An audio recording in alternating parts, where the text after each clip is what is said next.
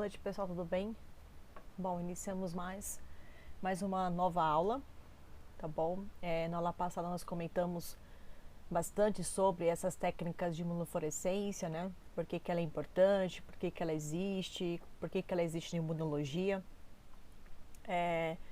Falamos que essas técnicas de imunofluorescência, né, seja ela a microscopia, né, microscopia de fluorescência ou citometria de fluxo, né, que tem diferença com relação às técnicas, né? Ambas têm a fluorescência, porque utilizam fluorocromo, como nós falamos. Mas a citometria de fluxo, você vai analisar uma célula em suspensão, né, em tubo, diferente da microscopia de fluorescência que você utiliza em lâmina, tá? Bom, lembrando que na imunofluorescência, para poder florescer, né, ter essa cor, é necessário ter o fluorocromo. E esse fluorocromo tem diversos tipos de cores, né? Então nós vimos que pode emitir uma cor verde, uma cor azul, amarela, laranja. Cada uma delas tem uma excitação e emissão de comprimento de onda diferente, porque isso é necessário. Quanto mais essa emissão final de comprimento de onda ser mais distante uma da outra, é melhor, porque isso diminui os interferentes com relação à sua amostra, tá? Tanto para a microscopia quanto para a citometria de fluxo, tá bom? E que, claro, que esses fluorocromos também, diferente, por emitir cores diferentes, você consegue visualizar, né, essas cores aí, por exemplo, na microscopia, como a gente viu na aula passada, né? Nós temos aí a microscopia de fluorescência, né, a imunofluorescência direta e indireta. A gente falou bastante dessa imunofluorescência que são utilizadas na rotina da imunologia. Então, de forma direta, quando eu quero ver somente um tipo de antígeno específico, né? Diferente da indireta, que eu consigo ver diversos tipos de partículas diferentes. Então, se eu quiser ver um núcleo, citoplasma, a partícula viral ao mesmo tempo, eu consigo fazer, tá? Mas sempre tem que ter o fluorocromo, tá bom? Bom, na aula de hoje a gente vai falar então da imunofluorescência da microscopia, a parte 2, na aplicação clínica, né? Por que é utilizado a microscopia de fluorescência na aplicação clínica no campo da imunologia clínica, tá bom? Então, uma das principais doenças que é muito utilizado nesse campo de aplicação clínica, que nós falamos um pouquinho na aula passada, é a sífilis, né? Então, a doença sífilis, ela é uma infecção sexual transmissível, né? Hoje ela é com caráter curável, né? Então, se toma um medicamento correto, certinho, o paciente pode negativar, pode demorar um tempo a mais. Pode ser que tenha um pouco mais de complicação se ele avançar muito a doença e não tratar, mas é de forma curável. É exclusiva do ser humano e sempre causada pela bactéria Treponema pálido, né? E como nós falamos na aula passada, os testes de aglutinação, né? Na aula retrasada, pode ser um tipo de teste utilizado para detectar a sífilis, né? Que são os testes de aglutinação, não é bom? Ou microfoculação, que no caso o VDRL, né, que utiliza essas partículas, né, de cardiolipinas, diferente do RPR sífilis, que são partículas de carvão, né, que são testes aí que podem ser utilizados no diagnóstico, mas às vezes tem um pouco de complicação com relação a esses exames, devido à falta de especificidade. Ele pode até ser sensível, mas não é muito específico. Às vezes pode liberar resultado falso positivo ou falso negativo. Então, nesses casos, é necessário utilizar outras técnicas para poder fechar o diagnóstico aqui desse paciente. Então, a imunofluorescência indireta pode ser utilizada para isso, tá bom?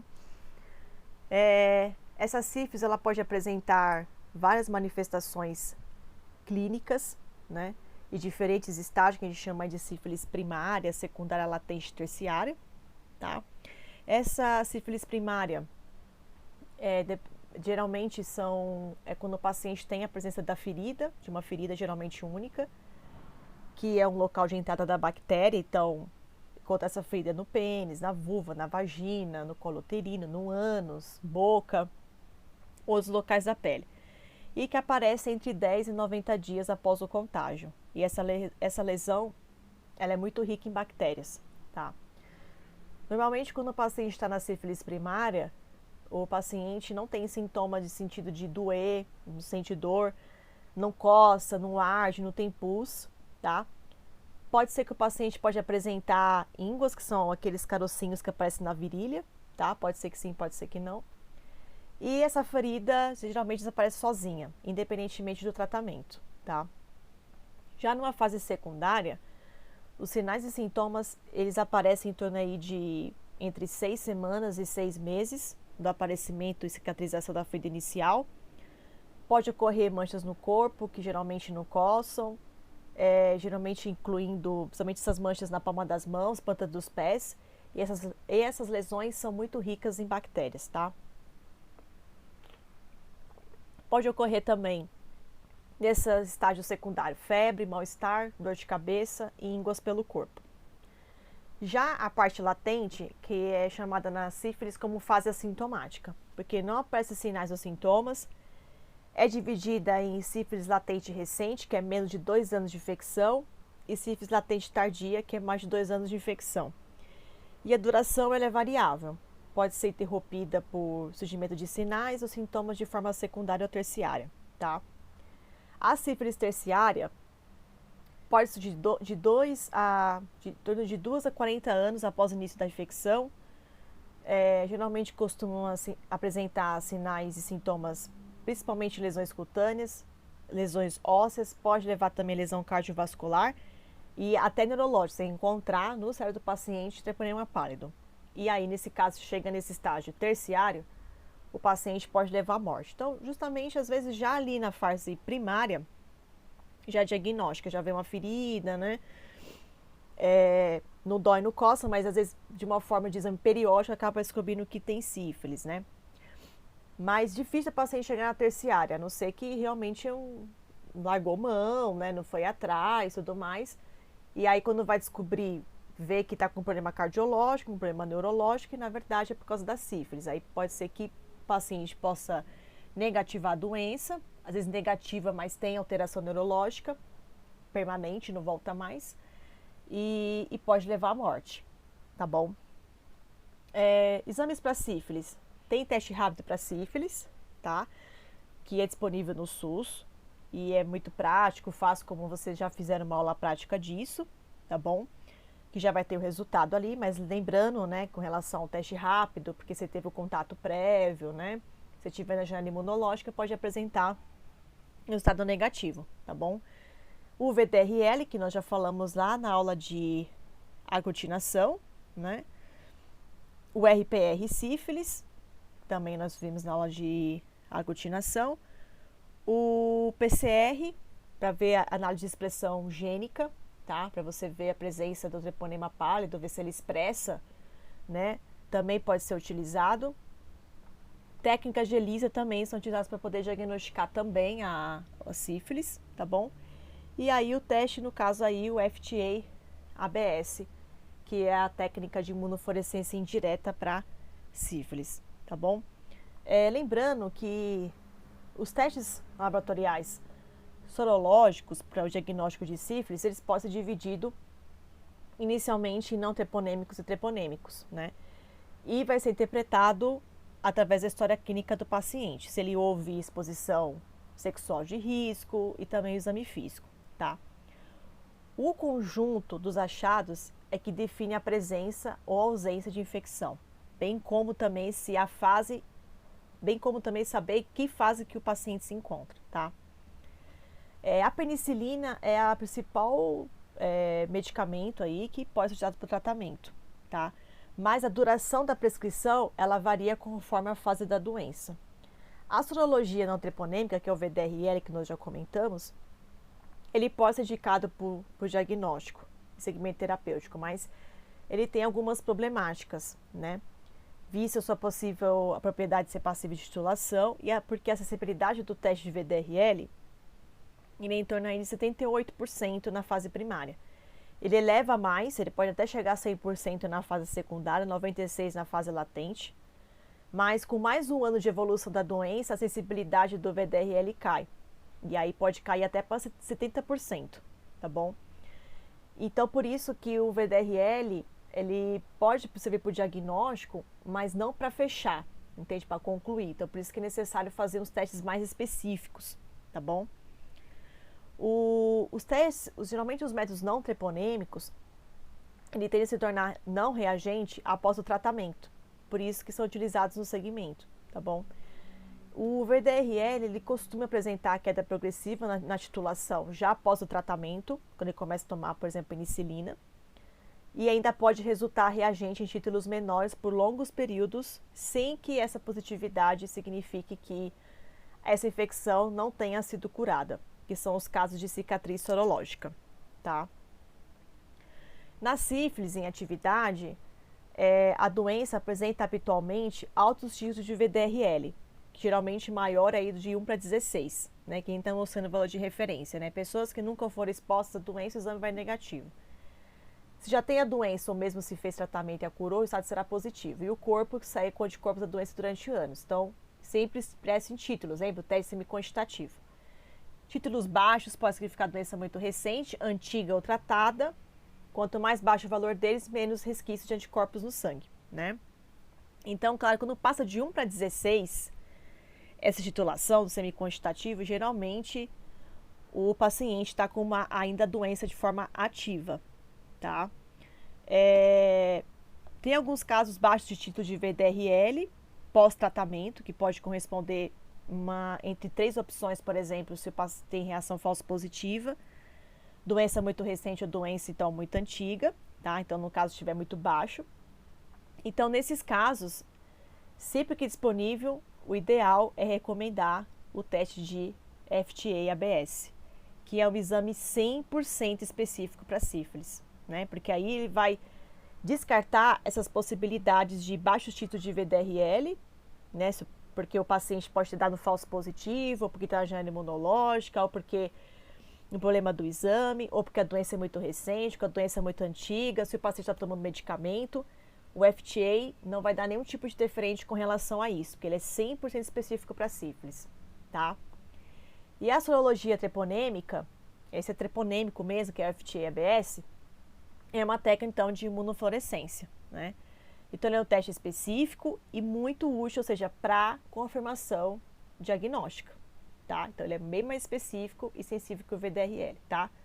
A janela imunológica é mais curta, pode estar positivo já após alguns dias depois do aparecimento do cancro duro, tá vendo? Então, realmente ele é bem sensível.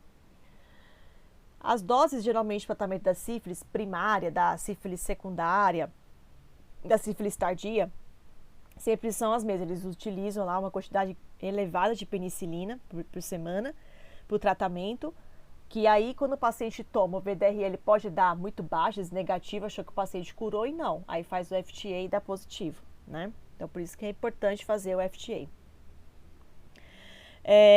Aqui, mostrando para vocês a parte do FTA, né? Então, para que serve? O médico pode solicitar o teste para confirmar o exame de triagem positivo para sífilis ou na presença de sintomas da doença. Utiliza soro sanguíneo, né? Então, aqui mostrando o FTA, técnica de imunofluorescência indireta, pesquisa de anticorpo, tá? E por que é pesquisa de anticorpo? Porque nesse teste de FTA-ABS, você vai ver a interação anticorpo específico do soro com relação a antígeno treponêmico pré-fixado em lâmina de microscopia. E aí vai ter uma revelação, né? Uma revelação de anti-IgG e IgM humana marcada com a isotiocionato de fluoresceína, que é o fluorocromo, tá bom? Aqui mostrando mais uma vez o FTA, mas por que significa isso? Porque na verdade o que acontece? Esse teste de FTA que está aparecendo aí, Fluorescent Treponema Antibody Observation, vai pesquisar anticorpo IgM e IgG, se o paciente produziu anticorpo contra aquele antígeno do treponema. Então, geralmente se utiliza, ali quem está mostrando, tá vendo? Testículos de coelho, emprega com antígeno no treponema pálido vivo ou morto, e aí você coloca essas células já com o treponema pálido em lâmina. Vai estar na lâmina lá o treponema pálido. Daí, nessa lâmina, você vai inserir o anticorpo do paciente, o soro do paciente, tá? Colocou o soro do paciente em cima dessa lâmina, se realmente ele tiver IgM, ele produziu IgM, né, para sífilis, ou se ele produziu IgG para sífilis, esse anticorpo vai se ligar no antígeno treponema pálido que está já inserido na lâmina. Aí ele vai interagir, daí você vai aderir mais um anticorpo com fluorocromo para ele poder florescer. E se realmente o paciente apresentar IgM ou IgG, floresce. E aí você visualiza isso daqui. Então são treponemas pálidos com fluorescência. E por que floresceu? Porque o paciente produziu anticorpo contra a sífilis, com o treponema pálido. Ele se ligou. E como tem fluorocromo inserido junto, conjugado com o anticorpo, ele vai florescer. Se ele não tiver um anticorpo contra a sífilis, não vai florescer nada, então é um resultado negativo. Se floresceu, resultado positivo. Da mesma maneira também, gente, esses testes também tem que fazer semi-quantitativo, para ver o quanto que você diluindo ainda tem positividade, tá bem? Aqui mostrando mais uma vez. E com relação ao IgM é interessante porque tem para você avaliar o IgM, se ele tem início da doença, né, teve o contato ali prévio, está no período de incubação, enfim, e se ele também produziu IgG, que é infecções passadas, tá? Então, é o diagnóstico confirmatório, tem alta especificidade e sensibilidade também. Aqui mostrando, então, o treponema pálido visualizado por bacteroscopia, tá vendo? Direta, de lesões recentes de sífilis, e aqui já indireta. Então, você vê que esse aqui tem muita marcação, né? Então, você vê que floresce bastante. Então, por isso que é necessário fazer teste quantitativo, até ver que a titulação, a fluorescência vai diminuindo, tá? Preparo. Não há necessidade de preparo prévio para o exame do paciente, então colheu o soro, bonitinho, ok. Resultado normal. Resultado normal dará uma leitura negativa para a presença de anticorpos, significa que não há infecção com sífilis, não houve contato anterior com a doença. Resultado anormal. Resultado positivo do teste significa que a pessoa contraiu a infecção por sífilis, se deu positivo, mesmo que exista diagnóstico anterior de sífilis e que a 2 tenha sido tratada com sucesso, tá vendo? Ele vai apresentar. Por essa razão, o FTA-ABS não pode ser utilizado para monitorar a eficácia dos tratamentos de sífilis, tá? Então, às vezes, eu quero ver se o medicamento está sendo ideal, né? Ah, será que essa penicilina que o paciente está tomando tá bom? Tá melhorando? O FTA não é usado para isso. Como ele é muito sensível e muito específico, ele ainda vai apresentar positividade. Então, aí nesse caso, tem que fazer o VDRL, ou RPI sífilis, ou ELISA, tá bom? Porque o FTA, para essa questão aqui de monitorar a eficácia do tratamento, ele não pode ser utilizado, tá bom? Só mesmo com relação às questões que o VDRL e o RPI sífilis têm aí as suas limitações, tá bom? Aqui mostrando para vocês uma relação que é importante, que geralmente o médico solicita, que é a relação do VDRL com o FTA-ABS. Então, você vê ali, VDRL positivo e FTA-ABS positivo confirma o diagnóstico de sífilis.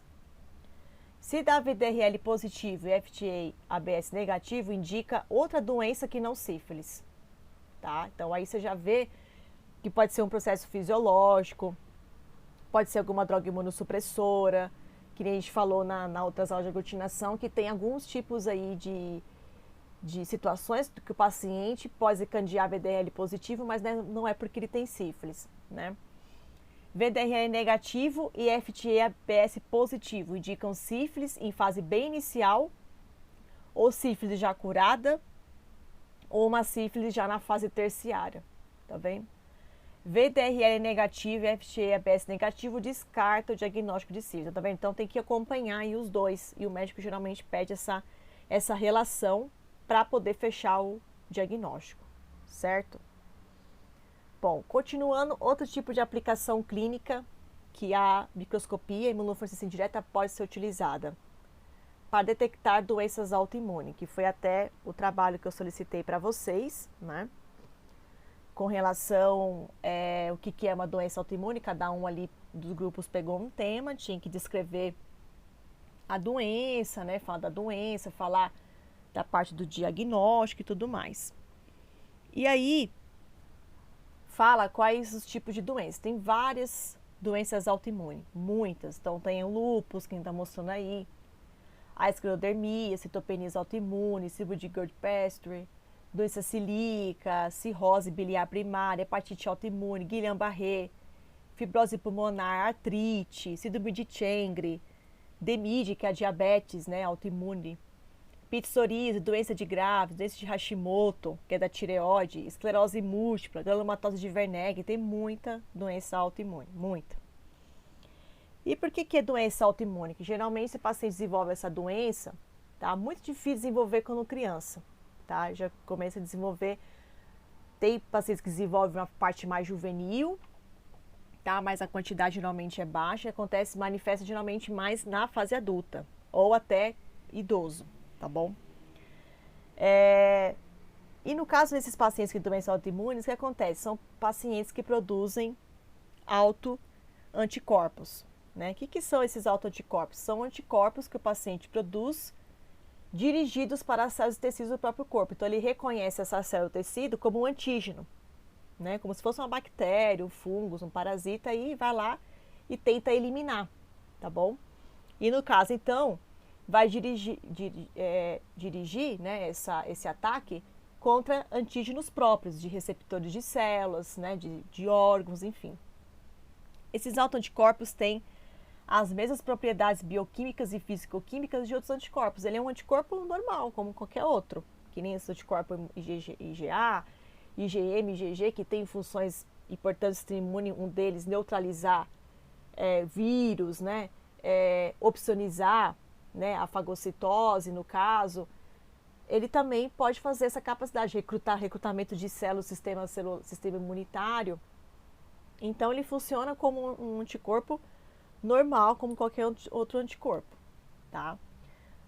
Bom, e uma das doenças aí muito conhecida, que é a doença autoimune, chamada aí doença celíaca, né? Que é uma doença, então, autoimune, que o paciente desenvolve uma reação imunológica à ingestão de glúten. Então, ele se alimenta do glúten, né? E a partir do momento que ele se alimenta do glúten, vai criar nesse paciente uma inflamação.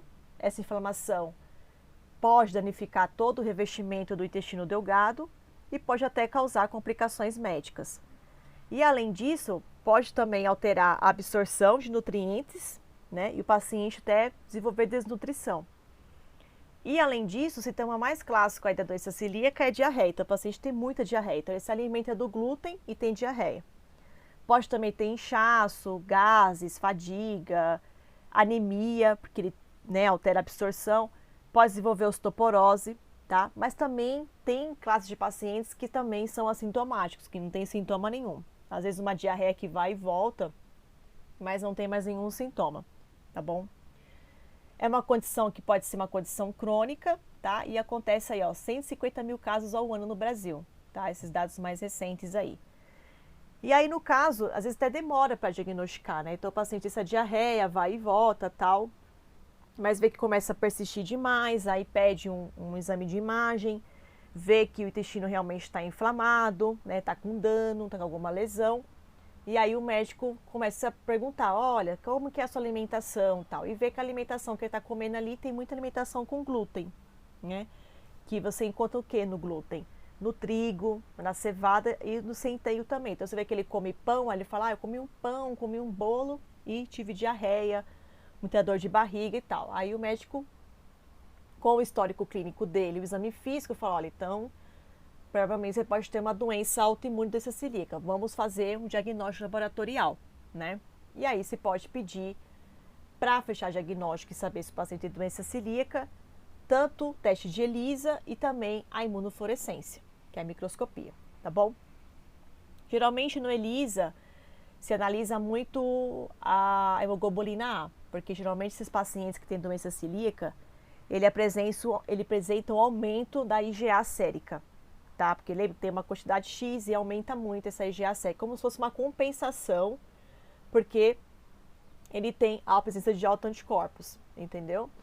Então ele pode ter aumento de IgA e aí ele apresenta positividade para esses autoanticorpos aí, tipo anticorpo antideomísio, EMA, anti-TTG, que é a transglutaminase 2, e a anticorpo antigliadina, tá bom?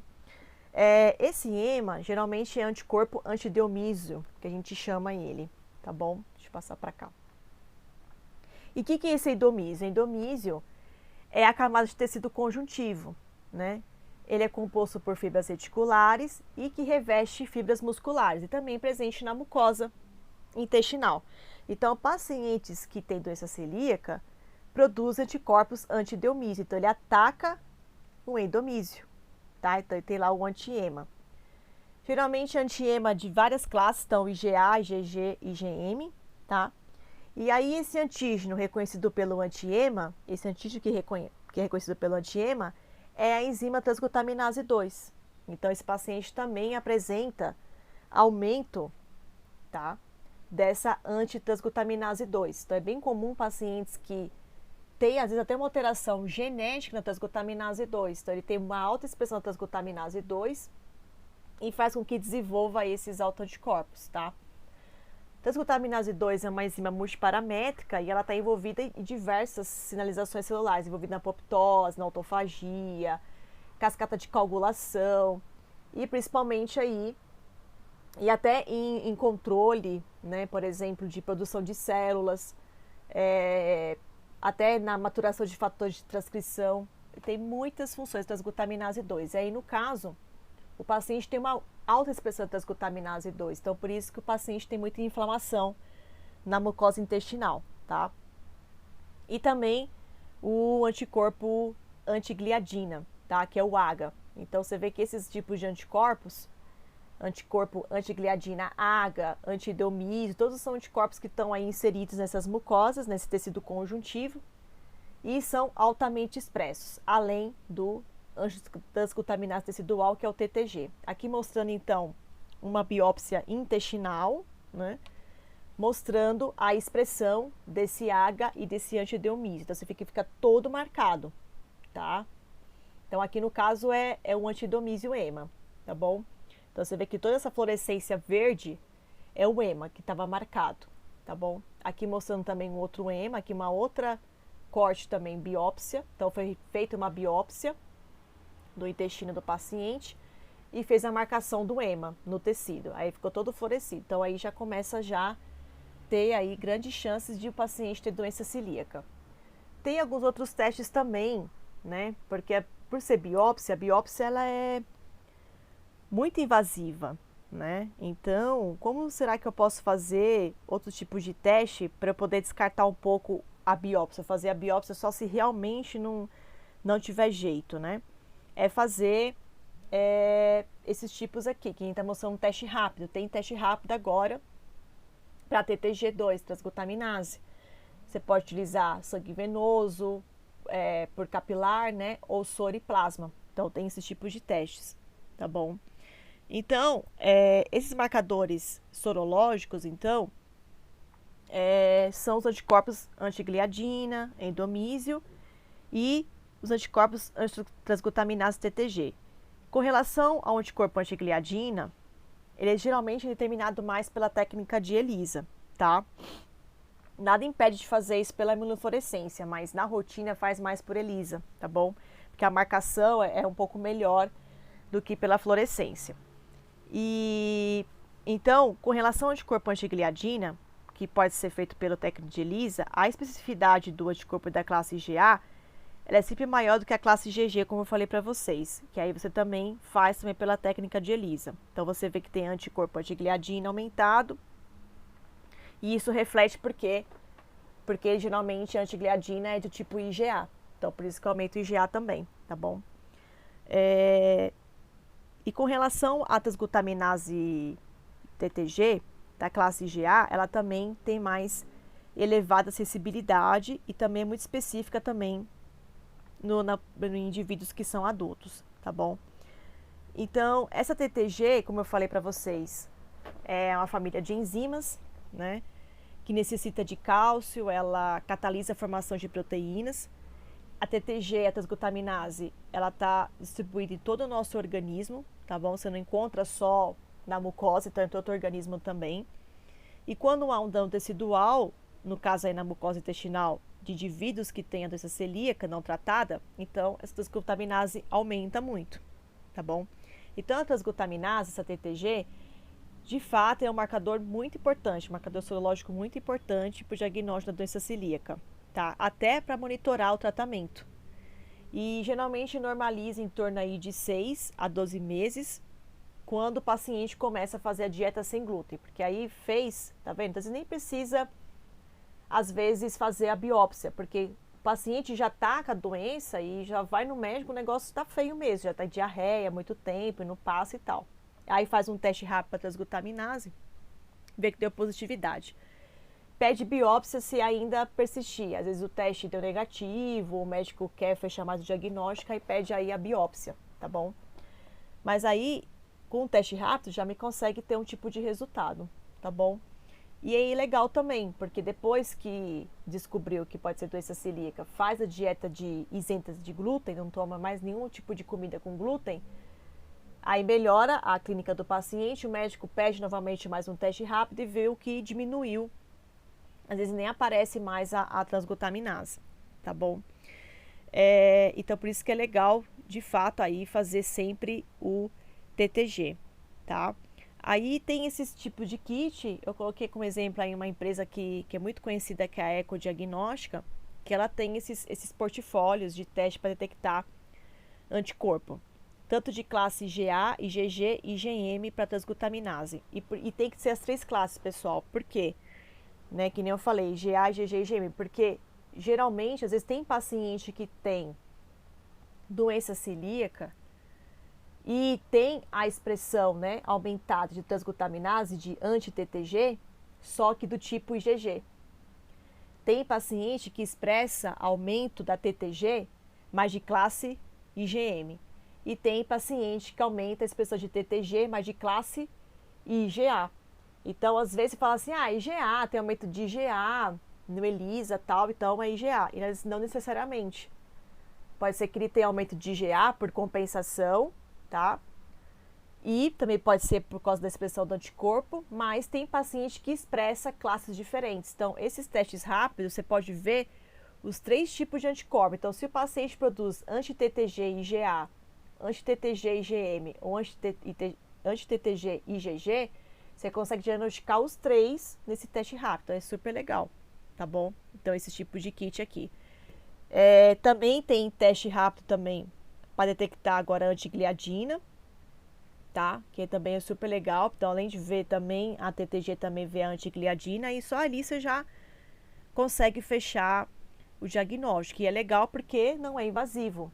Então, não preciso fazer uma biópsia. Só faz a biópsia hoje mesmo se realmente o resultado persiste negativo e o médico e o paciente tem muita dor, porque às vezes tem pacientes que têm mais produção de autoanticorpos do que o elevado, né?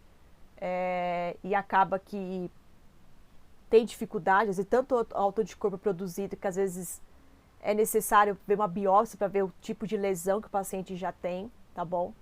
E tem paciente também que tem muita dor, tem muita a parte da sintomatologia, mas com a titulação muito baixa, então o teste rápido também não consegue diagnosticar, então por isso que a biópsia só vai em caso se realmente o médico tiver na dúvida, tá? O paciente tem sintoma ainda, mas não está apresentando, tá bom? Ou o paciente tem muita dor, qualquer sentido mesmo de se o médico se sentir inseguro, aí ele pede uma biópsia mesmo, tá bom? Caso contrário, esses testes aqui são super legais, porque dá para você ver as 3 classes, ver a antigliadina e ainda até monitorar o paciente pós a dieta isenta de glúten, tá bom? Bom, outra doença autoimune aí é o lúpus, né? Que também foi pedido para vocês em alguns trabalhos do pessoal. O lúpus, de fato, também é uma doença autoimune, né? Há um tempo eles falavam que era uma doença, é uma imunodeficiência primária, tá? E tem outros que falam que é doença autoimune, mas pode ser tanto um quanto o outro, ele pode ser classificado nas 2 categorias aí, tá? E no caso do lúpus, né, que a gente falou do eritematoso sistêmico, que é a LES, é uma doença autoimune do tecido conjuntivo de causa desconhecida que pode afetar qualquer parte do corpo, né? Mas tem alguns tipos, né, de órgãos, claro, que são mais afetados, tá bom? Com relação ao lúpus, é realmente a causa desconhecida, por quê? Porque tem paciente que desenvolve lúpus eritematoso, que é causado por medicamento, E aí não se sabe muito bem com relação às cascadas de sinalizações muito bem concluídas para você desenvolver lúpus. Sabe quais tipos de classe de medicamentos que pode desenvolver, mas com relação a toda a cascata completa de como que é essa ação medicamentosa totalmente concluída, não se tem isso ainda, está em estudo, tá? E também eles associam muito com relação ao lúpus de ser uma doença psicossomática. Então tem mulheres que têm depressão, que desenvolvem lúpus, tem mulheres, também pode ter um processo hormonal, mulheres que teve o primeiro filho, aí após o nascimento do primeiro filho, deu em torno de 2 anos, 3 anos, desenvolveu lúpus. Às vezes tem mulheres que teve o primeiro filho, aí teve o segundo filho, depois do segundo filho desenvolveu lúpus. Então, de fato, tem muitos trabalhos mostrando da parte hormonal, né? E também a parte psicossomática, de doenças, principalmente de caráteres depressivos, e pode desenvolver o lúpus. E acontece muito lúpus em mulheres, é muito mais em mulheres do que em homens, né? Então, por isso que eles acham que pode ter um caráter aí hormonal envolvido, tá bom? Aqui, com relação ao lúpus, né? Por que fala que é sistêmico? Né? Porque ele pode acometer diversos órgãos, né, e tecidos. É um paciente que vive inflamado e pode ter dano tecidual, tá? A doença ocorre 9 vezes mais frequentemente em mulheres do que em homens, especialmente entre idades de 15 e 50 anos. Então, aqui mostrando o impacto do lúpus no corpo. Então, tá vendo? Então, na primeira fase que se tem do lúpus, geralmente a mulher desenvolve erupção cutânea, tem lesão cutânea, né, na pele. E aí muitos no sistema imune, acho que talvez você já deve ter visto isso na graduação, o professor de imunologia falava que esses pacientes que têm lúpus, eles tinham uma hipersensibilidade do tipo 3. O que é hipersensibilidade do tipo 3? Pacientes que desenvolvem imunocomplexos, né? O que é imunocomplexo? Relação de antígeno-anticorpo, tá? E aí esse anticorpo ele pode ser de classe IgG, IgM, né? Aí ele reconhece a célula e o tecido como um antígeno próprio, então esse anticorpo vai lá e faz o reconhecimento antigênico no antígeno próprio de uma célula, de um tecido, tá?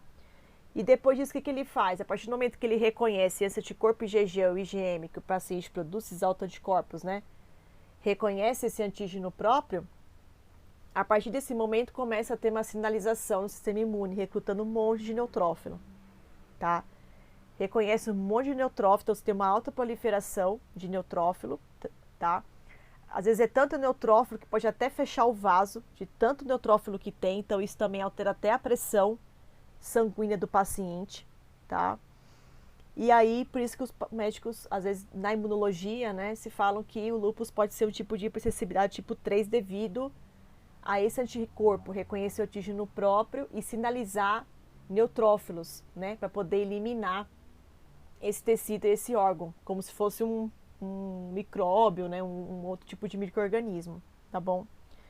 E aí, a partir do momento que faz esse reconhecimento, o que acontece? Reconheceu, o que o sistema imune faz? Se ele reconhece aquele como antígeno, ele vai querer eliminar, né? E por isso que vai acontecer nesse paciente que tem lúpus, vai começar a ter lise celular, né? E por que sistêmico? Porque geralmente começa a ter alterações na pele, né? Então o paciente tem eritema, aí fica na parte do rosto com, deixa eu mostrar aqui, tá vendo? Na parte do rosto fica essas partes vermelhas, tá vendo? E aí depois ele começa a ser sistêmico, porque depois da pele, que tem essas lesões cutâneas e, né, tudo mais, ele começa a acometer agora outros órgãos, tá? Qual que é o segundo órgão? O rim. Então essas pacientes, geralmente com lúpus, desenvolvem edema no rim, começa a desenvolver hipertensão, começa a ter proteinúria, insuficiência renal, desenvolver glomerulonefrite, que é a inflamação dos glomérulos. Aí a paciente só descobre que tem lúpus quando ela atinge o rim, muitas delas. Às vezes tem eritema que vai e volta, vai falar, às vezes deve ser uma alergia, alguma coisa assim, tal.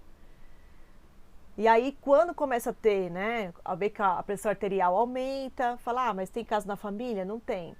Aí começa a investigar e vê que ela está tendo dificuldade de urinar. Aí o médico começa a pedir exame de imagem e vê que está com uma glomerulonefrite, vê que tem proteinúria. começa a investigar, não é caso genético, não tem na família, não tem nada, ele pede teste de lúpus, e aí deu lúpus positivo, né? Então, às vezes até demora, tem paciente que tem, às vezes, 2, 3 anos, está com lúpus, nem sabe, que tem esse eritema que vai e volta, acho que é alergia, e aí só vai no médico e descobre quando começa a acometer aí os rins, tá bom? Também pode acometer coração e pulmões, então a paciente pode desenvolver pericardite, miocardite, endocardite, pleurite, pneumonite, tá vendo? Então pode afetar coração e pulmão. Pode afetar o sistema nervoso central e periférico, ter muitas dores de cabeça, disfunção cognitiva, depressão, febre baixa, neuropatias. Pode alterar também membranas mucosas dos olhos, tá vendo? Úlcera no olho, nariz, boca, vagina, desenvolver síndrome de Chengre, tá? É bem comum a paciente que tem doença autoimune lúpus, aí descobriu que tem lúpus e aí vai fazer outros testes e ver que tem mais de uma doença autoimune, tá? Porque às vezes esses autoanticorpos, essas HLA variantes, podem desenvolver diversos tipos de doenças autoimunes ao mesmo tempo, que é o mesmo autoanticorpo. Então, além da paciente ter lúpus, ela pode ainda ter síndrome de Chengre e além dela ter lúpus, ela também pode ter artrite reumatoide ao mesmo tempo, tá? Pode afetar o sistema gastrointestinal, então o paciente tem muitas náuseas, vômito, diarreia, mudança de peso. Pode afetar o sistema reprodutivo, ter complicação na gravidez, ter aborto espontâneo, não consegue engravidar, irregularidade do ciclo menstrual. Pode afetar o sistema musculoesquelético, fadiga extrema, altragia, mialgia, artrite, tá vendo? Artrite reumatoide, no caso, miosite. No sangue, então, o paciente desenvolve anemia, tá? Justamente por causa disso, porque recruta muito neutrófilo, então fecha esse vaso, né, altera essa pressão, e aí as hemácias não conseguem passar pelo vaso, então isso vai ter diminuição, né,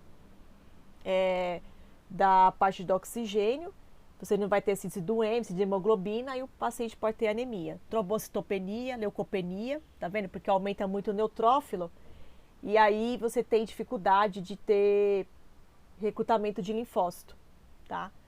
Trombose, circulação de autoanticorpos e imunocomplexo, isso que eu falei para vocês. Imunocomplexo é o anticorpo IgG e IgM, que essa paciente produz esses autoanticorpos, reconhece, né, esses órgãos aqui que eu mostrei para vocês como um antígeno, e aí recruta um monte de neutrófilo para poder eliminar esse tecido e esse órgão, tá bom? 90% das mulheres com lúpus são mulheres em idade fértil, então tá vendo? Então é bem comum acontecer mulheres de idade fértil, às vezes mesmo não tendo filho, ou após ter tido o primeiro ou segundo filho, tá bom? Lúpus é uma doença incurável, não tem cura, então a paciente tem que tomar corticoide pro resto da vida ali, tá bom? Para poder diminuir essa quantidade de imunocomplexo, diminuir esse recrutamento de neutrófilo, tá bom? Que aí dá uma melhoração, melhora esse paciente, só que como é um corticoide, tem supressão imunológica, você diminui, mas também diminui todas as células, né, do sistema imune. Então, a paciente que fica ali suscetível a doenças oportunas. Então, paciente de risco, né, fator de risco. Até mesmo para o coronavírus, tá? Causa inflamação em várias partes do corpo, pode variar entre leve a necessidade de tratamento constante, tá bom? A causa do lúpus é desconhecida, cientistas acreditam que indivíduos geneticamente predispostos ao lúpus, fatores ambientais despertam sintomas, então tem casos de pacientes que já teve na família, a tia, a avó, a mãe, a irmã, e aí também tem, tá? Tem grandes partes, pode ser genético sim, tá bom? Tratamento adequado, a maioria das pessoas pode ter a vida normal, de fato, tomou corticoide, tem uma vida normal, tá bom? Se uma mulher que nunca teve filhos, às vezes é uma complicação tomar corticoide, então às vezes tem que esperar negativar um pouco o lúpus, diminuir bastante para suspender o corticoide e tentar engravidar.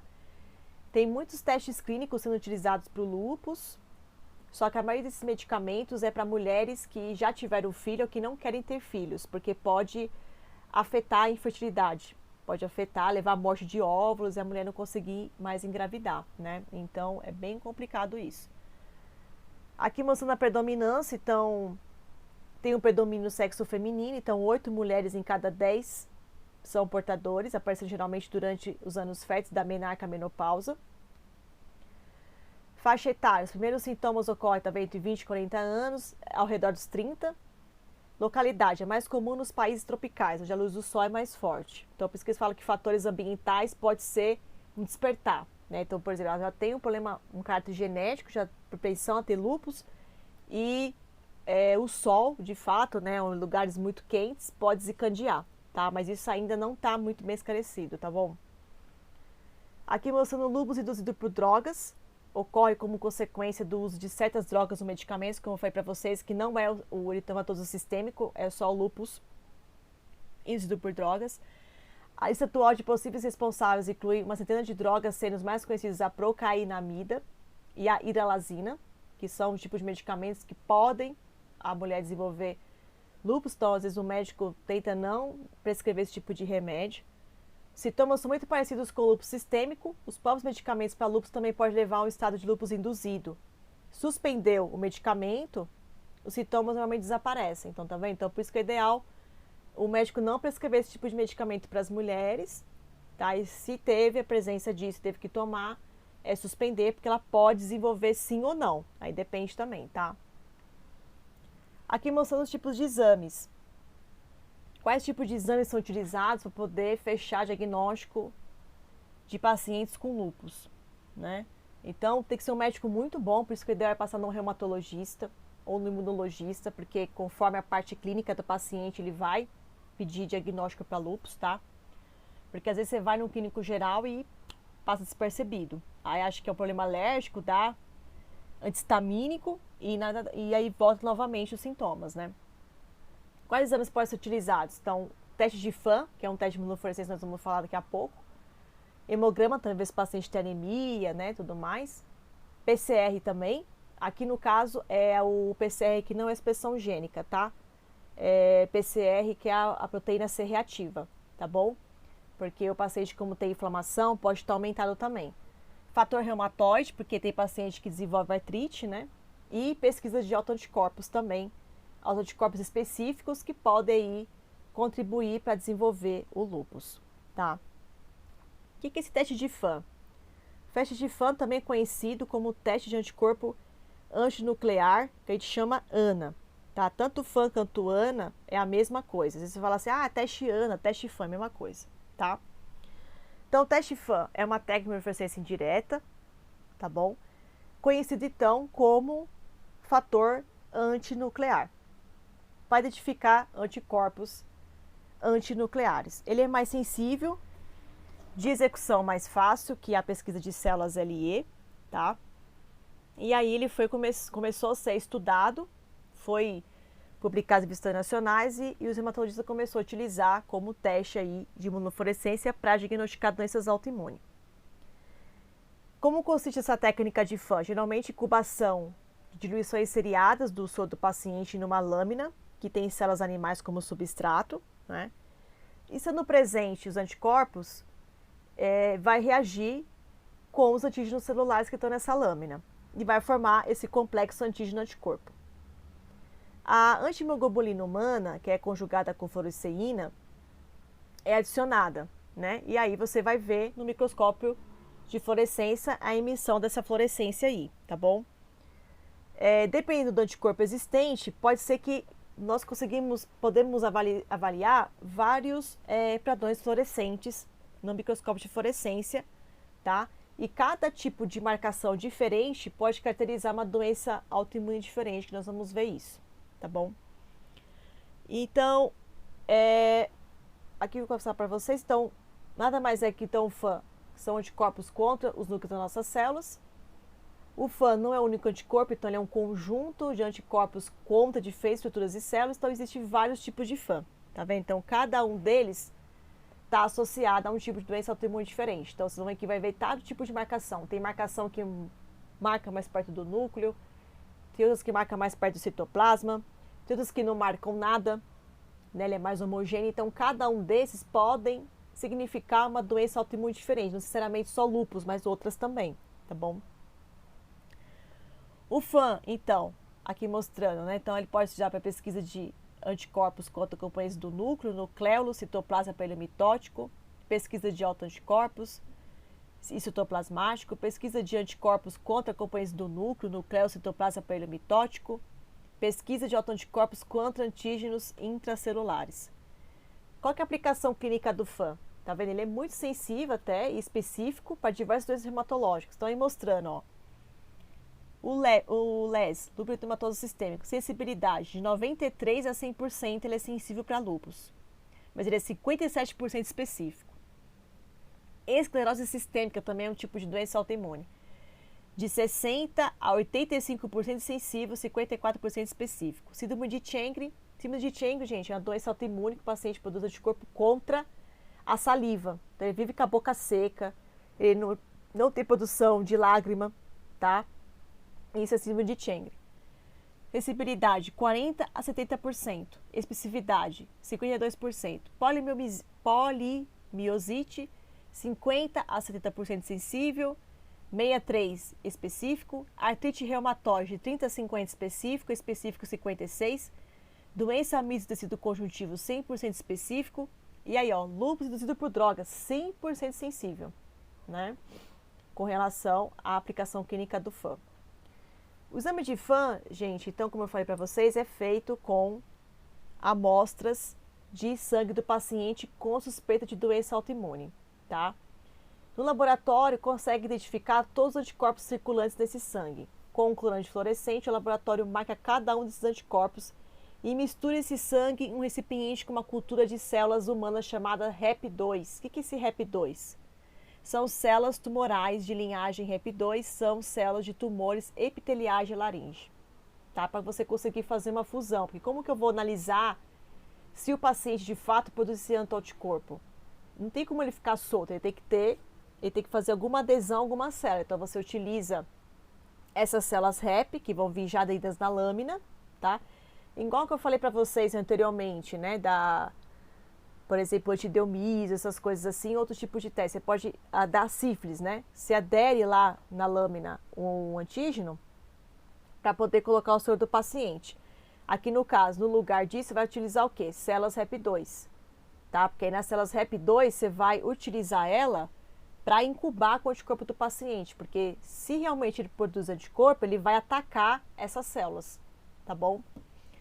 E aí utiliza um corante fluorescente, porque aí ela vai ficar toda verde, vai ver essas marcaçõezinhas. Então, além de você utilizar, tu vai pegar essas células REP, coloca um anticorpo lá do paciente, o sorinho do paciente em cima, e junto a isso, coloca ali um corante fluorescente, de verde, que imita a cor verde, cor azul, geralmente aqui imita cor verde, tá? Colocou, se realmente o paciente produz esse anticorpo FAM, vai florescer verde, tá? E aí utiliza essas células aqui. Aqui mostrando se teve reagente, né? Ah, deu positivo para FAM. Positivou, consegui ver a marcação. O que eu tenho que fazer? Também diluir a amostra. Tem que fazer também teste semi-quantitativo da mesma maneira, tá bom? Até valor de corte de 1 para 80 de diluição da amostra antes do ensaio. Então, deu 1,80 já considera como um reagente, tá?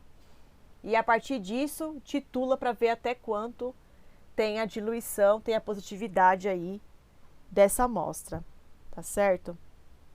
Bom, deixa eu passar aqui. Aqui mostrando a fluorescência aí do FAM, tá vendo? Então, a pesquisa de anticorpos contra antígenos celulares e células REP2, ela é tão conhecida como fator antinúcleo FAM-REP2, tá? E ele é um exame de rastreamento de autoanticorpo. E aí utiliza como suporte para o diagnóstico de doença autoimune, sistêmica e órgão específico, tá?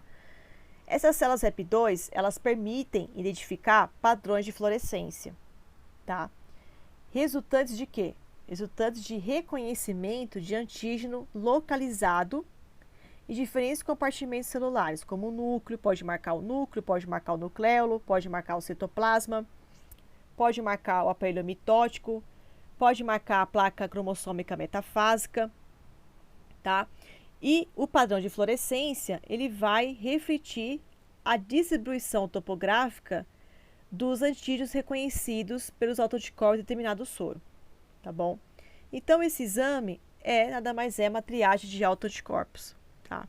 Identifica, então, os padrões de fluorescência do REP2, tá? E vai identificar um antígeno-alvo reconhecido por determinado autoanticorpo, tá bom?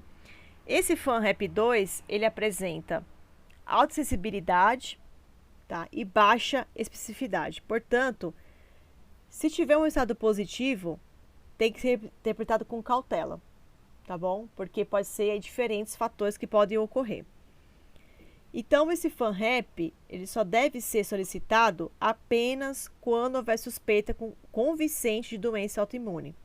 Porque resultados positivos de FANREP pode ser encontrado, por exemplo, em indivíduos sem evidência clínica ou laboratorial de doença autoimune.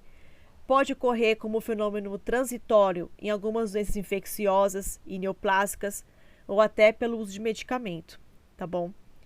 Além do padrão de fluorescência, outra informação que é muito importante na FANREP2 é o título do autoanticorpo, tá bom? Então, pacientes com doença autoimune tendem a apresentar títulos moderados, 1 para 160 e 1 para 320, ou até elevados, 1 para 640, tá bom? Enquanto os indivíduos sadios com FANREP2 positivo tendem a apresentar baixos títulos 1 para 80, tá vendo? Então, por isso que é importante, deu positivo, falar, nossa, doença autoimune. Não, você tem que ver a titulação, tá bom? Porque se realmente tem uma titulação muito alta, quem tá mostrando aí, ó, resultados foram repetidos para várias diluições do sangue até a fluorescência desaparecer. Positivo só aqueles que permanecem brilhando mesmo após 180 diluições. Portanto, um FAN reagente REP2 é 1 para 180, significa que o autoanticorpo foi identificado mesmo após diluirmos o sangue 180 vezes. Tá vendo? Por isso que tem muita cautela para fazer o FANREP2, tá bom? Porque realmente quem tem doença autoimune tem uma titulação muito elevada, tá? Não há na literatura médica uma recomendação formal com relação ao título final a que soros com FAN positivo deve ser diluído, tá? Esse título máximo ele varia entre os laboratórios, tá? Geralmente 1 para 640, 1 para 1280, 1 para 5120 é os mais frequentemente utilizados, tá bom? Do ponto de vista clínico, títulos de FANREP2 maior que 1 para 640 são relevantes, tá? E não há importância clínica em se realizar diluição adicional além de 1 para 640, tá bom? Isso foi demonstrado por 2 estudos que teve internacional. Então, teve um estudo que avaliou a prevalência e a distribuição dos títulos de FANREP positivo em indivíduos saudáveis e comparou com resultados de pacientes com doenças autoimunes, então, tipo a LES, Chengre, por exemplo. E no título de 1 para 160, a sensibilidade e a especificidade do FANREP2 por diagnóstico de LES foi de 94,7%. E 95,0%, tá? Quando eles fizeram vários tipos de teste. E no título de 1 para 320, a sensibilidade foi de 86,6% e especificidade de 96,7%. Então, mesmo apesar da diluição de 1 para 640 não ter sido avaliada, ela pode interferir em diluições acima de 1 para 320, tá? Que pode estar associada, então, com doenças leves. Então, quer dizer, como que chegaram as titulações? Então, fizeram vários testes científicos, tá? Então, em bancada, uma pesquisa clínica, tá bom? Para comparar pessoas saudáveis e comparar pessoas que têm doenças autoimunes, para ver o quanto que tem titulação dessas doenças autoimunes e quanto tem nas pessoas que são saudáveis. E a partir disso, conseguiu ter ali um valor de corte que dá para ser utilizado, tá bom? Para ver se é positivo ou não, tá certo? Então, esse tipo de titulações, de fato, elas podem ser um pouco diferentes entre os laboratórios, mas lembre-se que tudo isso tem que ser utilizado padrões de qualidade de excelência, tá? Tem que se utilizar com base de dados científicos, tá bom? Se o laboratório vai começar do zero a fazer testes de imunofluorescência e não sabe por onde começar, tem que se utilizar testes de proficiência, testes interlaboratoriais, para você implementar isso no seu laboratório, tá bom? Aqui mostrando o resultado de FAN, porque tá vendo aqui, como vocês vêem na imagem, que às vezes tem marcações um pouquinho diferentes, né? Você vê essa aqui que não tem Nada de marcação pontilhada, ela é mais homogênea. Aqui você já vê que tem vários tipos de marcação, tá? Aqui você vê, parece que só tem 2, aqui parece que só tem 3 espalhados, tá vendo? Então, cada um deles pode representar aí uma doença autoimune diferente. Aqui eu mostrei para vocês os padrões mais comuns do FAM e prováveis patologias. Por exemplo, se eu tenho marcação nuclear pontilhado centromérico, pode ser um paciente que pode ter esclerodermia ou cirrose biliar primária. Se ele tem uma marcação nuclear homogênea, é um paciente que pode ter lúpus, pode ter artrite reumatoide, pode ter artrite idiopática juvenil, pode ter síndrome de Feld ou cirrose biliar primária. Se ele tem uma marcação nuclear tipo membrana nuclear contínua, ele pode ter lúpus ou hepatite autoimune. Se tem nuclear pontilhado fino, ele pode ter síndrome de Cheng primária, lúpus eritematoso sistêmico ou lúpus. Só lúpus, né? Que no caso por medicamento. Nuclear pontilhado fino denso, inespecífico, pode estar presente em várias doenças autoimunes e também na cistite intersticial, dermatite atópica, psoríase, também que é uma doença autoimune, até no asma, quando a pessoa tem asma. Nuclear pontilhado grosso, doença mista do tecido conjuntivo, também lúpus eritematoso sistêmico, esclerose sistêmica ou artrite reumatoide. Nucleolar pontilhado, esclerose sistêmica. Citoplasmático pontilhado reticulado, paciente que tem cirrose biliar primária ou esclerose sistêmica. Citoplasmático pontilhado fino, poliomielite ou dermatomiosite. Então aqui mostrando, tá vendo? Esses são os tipos de marcações que você podem ver. Então eu tenho lá a minha laminazinha, que é de FANREP, né? Fiz ali a incubação com o soro do paciente, coloquei um corante com fluorescência e emitiu essa cor verde. Tá vendo? E aí você percebe que tem vários tipos de padrão. E dependendo do padrão que você visualiza nessas células REP2, essas células tumorais de laringe, pode ser uma doença autoimune diferente. Então, tá vendo? Ó, no A, ele fica mais homogêneo. Pode ser lúpus, só lúpus, né? Ou artrite reumatoide. No B, ele tem um nuclear mais pontilhado grosso. Tá vendo? Ele é bem mais grosso aqui, ó. Porque ele é maior no tamanho. Pode ser ALS, esclerose sistêmica ou artrite reumatoide. Tá vendo? Artrite reumatoide aqui, ó. Pode ser assim e pode ser assim. Tá vendo? Na C, centromérico. Ele fica mais centromérico, marcação mais no meio. Pode ser cirrose biliar primária. Nuclear. Tá vendo? Fica mais perto do nucleolo, assim, ó. Esclerose sistêmica. E, citoplasmático. A marcação é mais citoplasmático. O núcleo não marca nada. Poliomielite ou dermatomiosite. No F, misto citoplasmático pontilhado fino e nuclear. Então você vê que pode ter marcação mais perto do núcleo, né? Ou ele pode ter marcação mais fina perto do núcleo, tá vendo? O que pode ser isso? Cirrose biliar primária ou esclerose sistêmica. No G, pode parecer células assim, ó, fuso mitótico, tá vendo? Essas daqui.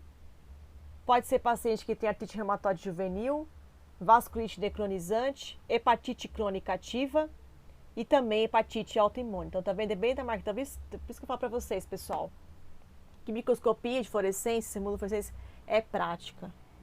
É muita prática. Isso aqui não é da noite pro dia, só teórica. Isso aqui tem que ter prática. Tem que sentar no microscópio, tem que pegar essas lâminas com o paciente incubado, tem que sentar lá, tem que pesquisar, tem que ver um por um, tá? Isso é prática e pode levar um tempo, dependendo da habilidade de vocês, tá vendo? Não é nada simples, tá bom? E além disso, né, titular, até ver quando é positividade e ainda, né, analisar cada marcação para você conseguir associar, tá? Lembrando, gente, vocês como na área laboratorial, vocês vão laudar o que vocês encontraram. Encontrado padrão nuclear homogêneo, centromérico nuclear. Vocês não dão o diagnóstico para paciente. Quem dá é o médico, é ele que vai dar o diagnóstico, tá? Vocês vão se laudar o que vocês encontraram, né, nessa marcação das células e a diluição. Marcação 1 para 6.440. É isso que vocês vão laudar, tá bom?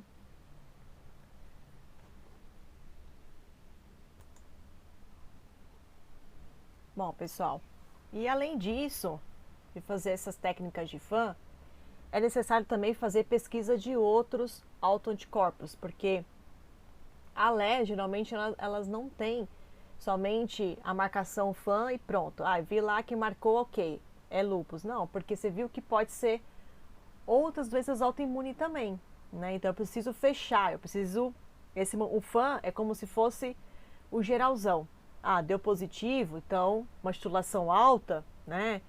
Ah, teve essa marcação, então agora eu vou começar, né, a aprofundar para poder ver de fato e fechar o diagnóstico e tipo de doença que o paciente tem, tá bom? Então, por isso que é necessário fazer pesquisas de outros autoanticorpos.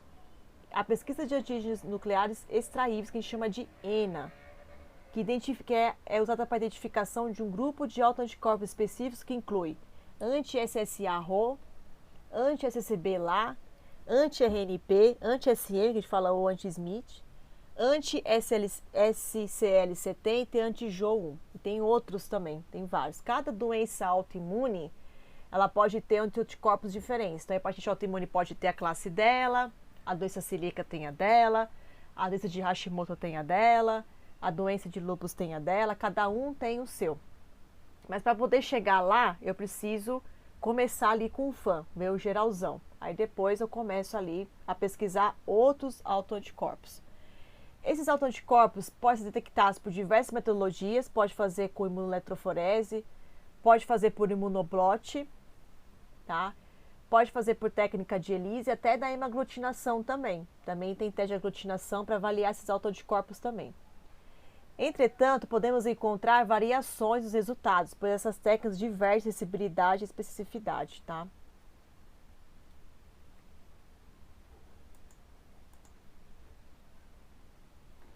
Os testes tradicionalmente utilizados para a identificação de autoanticorpos em doenças reumáticas autoimunes, então tá vendo? Mostrando hemaglutinação, eu posso ver se tem SSA-RO, SSB-LA, SM, URNP, CL70. Posso também fazer imunofluorescência indireta, que é a critídia luciliar, que é para você ver anticorpos anti-DNA nativo, ou até fazer técnica de ELISA para analisar anticorpos aí anti-histonas e antinucleossomo, tá vendo? Então é necessário fazer vários pesquisas de anticorpos para poder fechar o diagnóstico, tá bom? Geralmente vocês estão vendo aí RO, SSA, o que é isso daí? Ele é constituído por proteínas associadas a ácidos ribonucleicos, que é rico em uridina principalmente. Essa proteína principal, ela tem geralmente um peso molecular de 60 kDalton, tá? E ela é muito identificada por ser uma proteína estrutural e antigenicamente diferente, tá bom? Geralmente esse antígeno RO, ele participa na regulação do RNA mensageiro, na tradução e transcrição do RNA mensageiro e tem ainda uma função um pouco desconhecida, mas o paciente tem a expressão disso quando tem doença autoimune, tá bom? Os anticorpos anti-RO SSA e esse anti-LA, SSB, eles são os que mais apresentam frequentemente, principalmente quando o paciente tem lúpus. Pacientes que apresentam anticorpos anti-LA também podem apresentar anticorpos anti-RO SSA. Eles podem apresentar ambos, ou um ou o outro também, tá bom? Esse antígeno do LA, SSB lá, ele é uma fosfoproteína, também rica em uridina, tá bom? Também participa no processo do RNA. Ele também é importante no processo de finalização da transcrição pelo RNA polimerase 3. E a sua localização, geralmente, ela é mais nuclear ou citoplasmática e é um reflexo do processo de maturação e transporte de algum dos RNA celulares, tá? Então, inicialmente, esses autoanticorpos, eles ligam-se ao epítopo localizado na região aminoterminal, tá? Que posteriormente essa ligação estende-se às regiões intermédia e carboxiterminal. Lembrando lá das aulas que vocês já tiveram na graduação de genética, tá? Então, sugere-se muito aí na imunologia clínica que os anticorpos anti-SSB presentes, eles geralmente estão presentes em pacientes com lúpus, porque quem tem lúpus consegue reconhecer esses epítopos diferentemente, tá, aos anticorpos anti-SSB presentes em pacientes SS primário, tá? Então, o que eu quero dizer? Que esses anticorpos SSA-RO, SSA ou anti-LA-SSB, você pode analisar isso como imunofluorescência indireta. também em células REP também, se você quiser, tá? E aí você geralmente vai observar padrões de fluorescência nuclear granular fino, tá bom? E por vezes com algumas granulações mais evidentes, com essa evidência tênue desses nucléolos, você pode também ver um discreto padrão de fluorescência granular de localização citoplasmática, tá bom? Quem está mostrando aí. Então, estou querendo dizer que essas marcações que vocês estão vendo aqui do lúpus, né, de nuclear mais grosso, tá bom? Ou até ali, por exemplo, mais homogêneo não, mas mais a parte nuclear grosso, tá vendo? Uma parte mais pontilhada fina. Geralmente, esses tipos de alterações, elas ocorrem devido à presença dos anticorpos anti-Rho-SSA e anti-LA-SSB, tá? Então, por isso que você encontra esses diferentes pontilhados devido à presença desses autoanticorpos aí, tá bom? Então, esses anticorpos SSA e SSB, eles participam diretamente do desenvolvimento de lesões. Porque se ele está fazendo isso na célula, significa que ele está fazendo lesão no tecido e no órgão. Tá vendo? Então, por isso que eu consigo ver essas marcações esquisitas, né? Vários tipos de marcação. Ah, tá marcando, que bonito, legal. Mas tá marcando isso. Tá danificando o nucleolo? Tá danificando o núcleo? Tá danificando o citoplasma? Tá danificando. Isso está sendo agressivo. Então, se tá fazendo isso com uma célula tumoral, imagina com uma célula normal, saudável, nossos órgãos e tecidos. Por isso que, de fato, essa doença autoimune, se ela não for bem tratada, pode levar à morte, porque ainda mais lúpus que é sistêmico ainda, tá bom? Esses anticorpos também, SSA e SSB, então, além de participar do desenvolvimento da lesão, diretamente, indiretamente, também elas participam da formação dos imunocomplexos, que é aquilo que eu falei para vocês anteriormente, que no caso do lúpus, né, esses anticorpos se ligam a esses antígenos próprios da célula, formando esse imunocomplexo, né? Então, elas também são participativas disso. Por esse anticorpo se ligar à célula, é devido à participação do SSA-A e o SSA-B, tá? Que esses anticorpos, no caso, esses autoanticorpos, eles têm capacidade até para fixar o complemento, tá bom? Os anticorpos SSA, eles podem ser os principais responsáveis pelo desenvolvimento das lesões, no caso da LES, e também das lesões cutâneas, né, que aparecem na pele, tá? E a radiação ultravioleta aumenta a expressão do SSA. Então, por isso que esses pacientes que têm lúpus, que aparecem as manchas na pele, o ideal é não ter exposição ao sol, tem que utilizar protetor solar ou nem ficar no sol, porque aí aparece. Porque essa UV, ela é como se fosse uma sinalização, tá? Para aumentar ainda mais a expressão do SSA, tá bom? O SSA também ele pode ocorrer em 40%, de 40% a 90% em pacientes também com síndrome de Cheng, aquele que eu fui para vocês, que é contra a saliva, contra a lágrima, né? A pessoa não tem presença de saliva na boca, tá? Pode apresentar também. Pode apresentar também em pacientes com artrite reumatoide, tá bom? Pode apresentar. Pode apresentar também em pacientes que têm nefropatia lúpica, também pode apresentar. E que mais pode apresentar? E claro, o lúpus, tá bom? Alguns casos pode apresentar também hepatite autoimune, mas é mais raro, mas pode apresentar.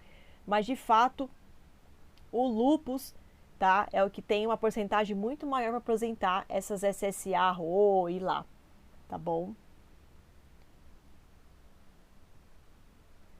E aqui mostrando, ó, os padrões de fluorescência do FAM e associação com doença hematológica, que é bem legal. Então, você vê aqui, ó, viu que no FAM teve um padrão nuclear homogêneo. E aí, ele apresenta, tá vendo? Autoanticorpo, anti-DNA, anti-histona, anticromatina. Se for só nuclear homogêneo, anti-DNA, anti-dsDNA, esse anticorpo pode ser lúpus. Com antihistona pode ser lúpus induzido por drogas. Se anticromatina, lúpus eritematoso ou lúpus só por indução de drogas, que no caso, os medicamentos que eu falei para vocês. Se tiver marcação FAM, nuclear pontilhado pleomórfico, anticorpo específico, antinúcleo de células de proliferação, também pode ser LES. Nuclear pontilhado grosso, anti-SM Smith ou anti-RNP, tá vendo? Se for só anti-Smith, pode ser LES. Se for anti-RNP, pode ser esclerose, pode ser LES também, pode ser artrite. Nuclear pontilhado fino, tá vendo? Pode ser anti-SSA-RO, que eu falei para vocês, síndrome de Chengre e lúpus. E o LA, Chengre e lúpus. Pontilhado centromérico anticetrômetro, crash, cirrose biliar primária, membrana nuclear contínua, antilâmina, também pode apresentar hepatite autoimune. Nucleolar aglomerado, antifibrialina, tá vendo? Outro anticorpo, que é o RNP, pode ser esclerose. Nuclear pontilhado, anti-NOR90, GNA polimerase, esclerose. Nuclear homogêneo, anti-PM-CLC, pode ser poliomielite, esclerose sistêmica. Se é mista, grosso, com placa metafásica e anel cromossomo, que é esse anti-KU, pode ser também esclerose sistêmica. Poliomielite, também pode ser outras doenças também, que eu vou falar mais pra frente. Misto do tipo nuclear pontilhado com placa metafásica positiva, com angiotensin pode ser esclerose sistêmica. Né? Então aqui está mostrando, associando o padrão nuclear que eu encontrei, né, anteriormente. Então descrevi qual que pode ser aqui o pontilhado. E agora eu vou fazer a pesquisa de autoanticorpos. Então se eu vi esse nuclear aqui, e esses anticorpos deu positivo, pode ser X doente. Mas está vendo? Olha a LES onde aparece em vários, né? Em vários. Então, por isso que demora para diagnosticar a LES. Porque ela pode ter, às vezes o médico pede isso aqui, deu negativo, aí vai lá, pede, deu isso aqui, deu positivo. Né? Então, por isso que o ideal é quando pedir para a LES, já pedir já tudo. Que aí você já consegue afunilar ainda mais ali o resultado, tá bom?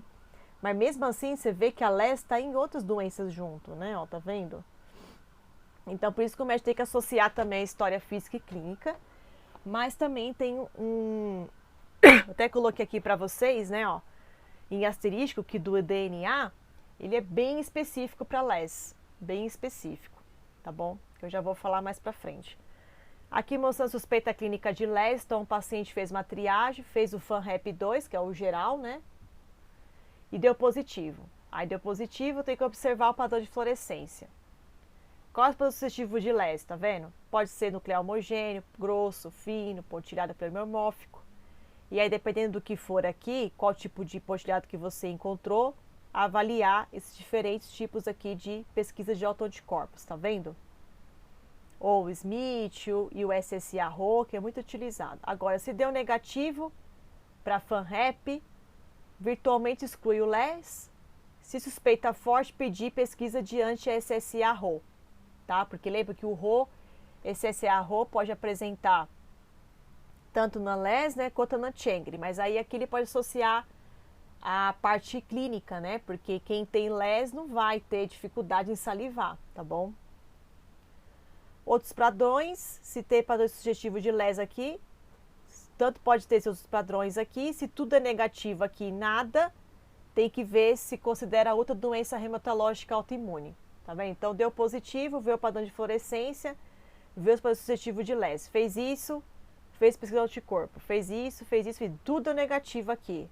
Aí eu tenho que ver se não é outra doença autoimune, tá vendo? Agora, se o FANREP deu negativo, você já exclui que não é LES, tá bom? Geralmente já em doença autoimune, né? Agora que eu falei para vocês do anti-DNA, que o anti-DNA é bem específico, eu até coloquei aqui para vocês em asterisco, né, que esse anti-DNA também é um tipo de exame imunológico que ele tem geralmente aí um padrão periférico homogêneo, né, contra o DNA nativo. E geralmente você encontra esse anti-DNA em altas quantidades somente no LES, tá vendo? Então, se o médico pede, né, e viu que tem padrão nuclear homogêneo tal, e aí pede o anti-DNA, tá? E deu positivo aqui, você já fecha aquele, tá vendo? Que ele tá sozinho aqui, tá vendo? Ou até esse aqui, ó, nuclear pontilhado polimórfico PSNA, antinúcleo das proliferações, ó, tá vendo? LES, sozinho, tá bom? Então, se ela apresentar um desses tipos de autoanticorpos aqui, então aqui você já consegue fechar. O problema é se ela apresentar esse daqui, porque aí pode ser diversos tipos de doença e tem que diagnosticar um pouco mais, tá bom? Bom, do anti-DNA. Então, aqui mostrando mais com relação ao teste ANA, tá? Que é um anticorpo antinuclear. Autoanticorpos contra várias proteínas das células. O LES confirma positivo. Tem outras doenças também. Tem anticorpo direcionado contra a SM, que é o antígeno Smith, DNA relativo com relação também com a doença LES. Padrão pontilhado, anticorpo direcionado contra a SM, que é o antígeno Smith. E o padrão periférico homogêneo contra DNA nativo. Então, por isso que eu estou falando que esse DNA é bem legal, porque altas quantidades de anti-DNA, de fato, demonstram que o paciente tem LES. O que é esse teste de anti-DNA? Então, o que utiliza ali? Utiliza a Cryptidia luciliae, que é um parasita hemoflagelado não patogênico ao homem. Possui em seu interior uma organela citoplasmática conhecida como cinetoplasto, que é rica em DNA, constituindo o substrato ideal para demonstrar a presença de anti-DNA nativo no soro por técnica de imunofluorescência direta e imunoperoxidase.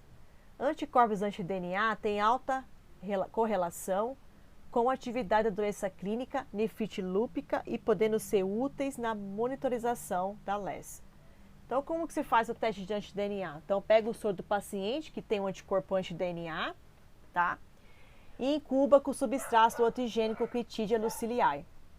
E aí vai evidenciar a presença desses anticorpos. Por quê? Porque esses anticorpos eles vão se ligar ao cinetoplasto desse Cryptidia luciliae e vão ser revelados por uma antiglobulina específica marcada com isoticionato de fluoresceína, tá bom? Que aí fica verdinho. Anti-DNA, resultado, reação negativa, ausência de fluorescência verde maçã, características do cinetoplasma. Reação positiva, presença de fluorescência verde maçã, características do cinetoplasma. Aqui mostrando então, né, como eu falei para vocês, que você incuba o anticorpo do paciente nesse substrato antigênico de Cryptidia luciliae. Tá vendo? E aí elas vão se ligar ao cinetoplasto. Então, se o paciente apresenta anti-DNA, vai aparecer o cinetoplasto. Tá vendo? Então, ele fica aqui fluorescente. Se não aparecer isso aqui, é negativo. Se aparecer isso aqui, é positivo. Aqui mostrando a morfologia da luciliae. Então, tá vendo aqui, todo é um núcleo. Aqui o corpinho basal, né? Então, os núcleozinhos, corpinho basal. Aqui o flagelinho e o cinetoplasto. Se marcou aqui a fluorescência, é porque está atacando contra o núcleo, contra o DNA. Então, aí o paciente realmente tem a presença de autoanticorpo. Aqui mostrando, ó. Negativo. Não tem nenhum tipo de marcação, tá vendo, ó? Negativo, nada, não tá mostrando cinetoplasto. Aqui também não. E aqui também não. E agora quando mostro aqui também negativo, ó, mostrando na fluorescência, você vê aqui bem bonitinho. Parece um espermatozoide, mas não é, tá? É a luciliae. Então você vê o flagelo, o corpo basal, você vê que não tem presença de cinetoplasto, tá vendo? Então aqui uma marcação negativa. Mas quando dá anti-DNA positivo, marca o cinetoplasto, tá vendo? Fica fluorescente. Olha aqui a parte fluorescente. Então aqui, o corpinho basal e o 2 cinetoplasto. Aqui numa diluição 1:10, tá vendo? Então ele marca aqui, ó, positivo aqui, aqui, aqui, aqui, aqui, tá vendo? Tudo marcadinho, tá bom? Que deu positivo. Olha isso aqui, tá bem positivão. Tá vendo? Toda a marcação aqui, cinetoplasto aqui, ó. Tudo que fica mais verde maçã. Tá bom? Essa marcação aqui tá perfeita. Você vê que o fundo tá mais escuro, menos background, né? Aqui você vê que a marcação já tá um pouco mais intensa. Aí você fica um pouco de dificuldade, porque marca tanto o núcleo quanto ali o cinetoplasto, né? Então, por isso que o ideal é essa marcação aqui mais limpa, tá vendo? Aqui provavelmente fez uma boa lavagem, né? Aqui já faltou um pouquinho de lavagem, tem muita marcação. Anti-DNA. Então, se deu um anti-DNA reagente. Título, valor de corte de 1:10, diluição da amostra antes do ensaio. Positivo, titulação a partir de 1:10. Então, de 1:10 em diante, considera como reagente. E da mesma maneira, tem que fazer o teste quantitativo para ver o quanto que dá de positividade, tá bom? Então, de fato, o anti-DNA, ele é muito utilizado para fechar aí diagnóstico de LES, tá bom? Então, tem que se fazer o FAM, tem que se fazer pesquisa de autoanticorpos e, no caso aqui, o anti-DNA. Bom, pessoal, agora vamos falar sobre outro teste também de imunofluorescência, que é o teste ANCA.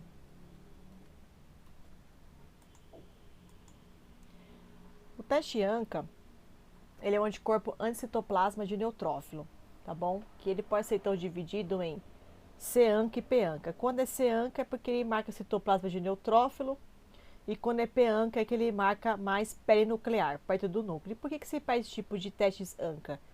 Para analisar outros tipos de doenças também autoimune, por exemplo, vasculites necronizantes sistêmicas, tá? Ou também, outra doença também é granulomatosa de Wernicke, que o paciente tem muita vasculite e inflamação nos vasos, você pede esse tipo de exame aqui, que é o teste de ANCA, tá? Aqui mostrando então, qual que é a diferença então? Que agora, como eu falei, no REP utiliza essa célula de laringe tumorais, né? No teste de anti-DNA, utiliza a Luciliae. Agora, nesse teste aqui do ANCA, a gente utiliza o que? Neutrófilo, tá bom? Então, pega os neutrófilos, também estão fixados em lâmina, coloco o sorinho do paciente. Se o paciente produz, né, esses C-ANCAs, P-ANCAs, né, ele vai marcar contra o neutrófilo, tá vendo? Aqui mostrando também na fluorescência 100 vezes do objetivo, então você vê que está fixado aqui com etanol e vê esses diversos tipos de marcações aqui no neutrófilo, tá vendo? Aqui já vê que não tem quase nada de marcação, tá mais homogênea, aqui tem muito mais marcação. Aqui mostrando a REP, né? A diferença da REP e a ANCA, aqui, fica mais claro para vocês. Então aqui mostrando, tá vendo a diferença, ó. Desculpa, pessoal. Aqui mostrando em neutrófilos e linfócitos, tá vendo? Então, quando eu tenho marcação C-ANCA, então tá vendo? Fica aqui mais marcado no citoplasma, né? Ou aqui no linfócito. Quando é P-ANCA, então ele fica mais perinuclear, então marca bastante aqui. Tá? O linfócito quase não marcou. E por que quase não marcou aqui? Porque isso daqui é mais específico de fato para neutrófilo, tá bom? Aqui mostrando o teste de ANA-REP, então você vê que o paciente apresentou ANA-REP aqui positivo, com marcação, e também apresentou marcação P-ANCA e C-ANCA. E aqui mostrando a amostra negativa, que não tem marcação nenhuma, tá bom? Aqui mostrando também mais uma vez os neutrófilos marcados. Aqui o mínimo de granulação, mas também dá bem homogêneo, muito fraca aqui essa marcação. E aqui positivo para ANA, de ANA-REP, tá? Geralmente o médico pede esse tipo de ANCA, tá bom? Principalmente para pacientes que têm suspeita de granulomatose de Wernicke, se são esses pacientes que têm doenças autoimunes que afetam o vaso. Então ele tem muita vasculite, muita inflamação no vaso. Então esses autoanticorpos são produzidos contra o vaso, tá bom? Então quando tem muita marcação C-ANCA, que são essas granulações finas que são presentes no citoplasma, tá vendo esses neutrófilos? Esse padrão aqui é muito associado a granulomatose de Wernicke, tá? Quando é C-ANCA citoplasma. Raramente é encontrado indivíduos normais na ausência de vasculite, pode ter reações falsas positivas no decorrer da presença de uma proteína na membrana celular, tá bom? E já o P-ANCA, ele tem uma marcação mais perinuclear, né? Então ele fica mais perto do núcleo, então marca tudo aqui. Ele geralmente está mais associado a doenças como polingite microscópica, glomerulonefrite crescente, alveolite hemorrágica. Porque no caso desse P-ANCA, o autoanticorpo ele é dirigido contra a mieloperoxidase. Porque quem já teve aula de hemato, os neutrófilos têm presença de mieloperoxidase, que é aquelas granulações, né, primárias e secundárias dos neutrófilos. Então, esse anticorpo ele ataca a mieloperoxidase. E isso ocorre nesses tipos de doenças aqui autoimune, tá? Então, perinuclear. Diferente do C-ANCA, que ataca o citoplasma dos neutrófilos, tá bom? E geralmente está associada a mais essas doenças de granulomatose de Wernicke, que é outra doença autoimune, tá? Aqui mostrando o tipo de marcação. Então, você vê que aqui, ó, fica mais citoplasma marcado, tá vendo? Esses daqui. Quando é perinuclear, ele fica bem marcado em cima, né? Você quase nem enxerga aqui, ó. Deixa eu voltar aqui. Você nem enxerga de tanta marcação. O citoplasma já fica mais ao redorzinho. ANCA reagente. Título, valor de corte de 1 para 20. Diluição das amostras do ensaio. Positivo. Titulação a partir de 1 para 40. Tá bom? Então, o valor de corte é 1 para 20 e positivo, titulação a partir de 1 para 40. De 1 para 40 para frente, que você considera positivo. E da mesma maneira também tem que fazer o teste semi-quantitativo. Bom, outra doença autoimune também é a diabetes mellitus, né? A diabetes aí que eu pedi também o pessoal fazer um trabalho, eu tô passando para vocês, gente, até para resumir também os trabalhos, né? E o que eu esperava que vocês fizessem aí a pesquisa no trabalho de vocês, tá bom? E aí vai ficar disponível para todo mundo, para não falar que como cada um pegou um tema, né? Todo mundo já sabe quais são aí as apresentações, tá bom? Com exceção a de Hashimoto, que a de Hashimoto você usa mais testes fluorimétricos, né? Para dosar anticorpo, então você não usa muito Hashimoto para imunofluorescência, tá? Você utiliza mais técnicas de ELISA, fluorometria para dosar anticorpo, tá bom? Mas essas daqui eu consegui trazer para vocês para associar à imunofluorescência. Bom, da diabetes mellitus, ela é causada então pela destruição das células beta do pâncreas, mediado por células T, né? E no caso, o paciente tem autoanticorpo contra o pâncreas, né? Esses autoanticorpos contra o pâncreas podem destruir as células beta pancreáticas, tá? Mediada pela presença do antígeno, pode evoluir a doença e você pode analisar por teste de imunofluorescência ou ELISA. Dos mecanismos imunológicos, aqui no caso do pâncreas e do diabetes, aqui no caso, tipo 1, geralmente eles também associam que esse paciente tem um tipo de hipersensibilidade do tipo 4. Então, diferente do lúpus que nós falamos que era tipo 3, aqui é a hipersensibilidade do tipo 4, tá? E o que acontece? Geralmente, esse paciente desenvolve essa inflamação no pâncreas, né, essas lesões, sempre devido à presença de linfócitos T, CD4 e T, CD8. Porque o TCD4, ele tem uma função ali de produzir citocinas inflamatórias, né? E também, o CD8 de reconhecer essas células através do CD4, pela ativação do CD4, e fazer citólise e citotoxicidade celular no pâncreas, tá bom? Então, a mesma coisa, você tem um autoanticorpo contra o antígeno próprio, que é o pâncreas, tá bom? Por isso que eles falam que é um paciente que tem uma autoimunidade, uma grande quantidade de recrutamento de células CD4 e CD8, que às vezes está ajudando, mas na verdade está lesionando esse pâncreas, tá bom? E como que funciona? Pensando igualzinho o sistema imune, como nós falamos nas aulas, que vocês já tiveram também na graduação. É uma célula APC, uma célula apresentadora de antígeno, tá? Que pode ser uma célula dendrítica ou um macrófago, tá? Que reconhece a célula beta pancreática, no caso aqui a beta pancreática, como um antígeno. E no caso ela é um antígeno próprio, certo? Reconhece, aí que ela vai fazer? Pega um pedacinho dessa célula beta pancreática, ativa o MHC, né? MHC de classe 2, e libera para fora da membrana dessa célula PC. Aí essa célula PC, que esse pedacinho desse MHC de classe 2 vai até o linfonodo e ativa a célula CD4. Né? Essa célula CD4 reconhece normalmente essa célula apresentadora de antígeno, mostrando lá o pâncreas, né? Porque ele produz MHC, então tem reconhecimento com o TCE, que é o receptor de célula T, né? E a partir disso, o CD4 reconhece normalmente. E a partir do momento que ele reconhece essa célula CD4, o que ela vai fazer? Essa célula CD4, ela se diferencia numa célula TH1, que a gente já falou, né? Essas subpopulações linfocitárias, então se diferencia numa célula TH1.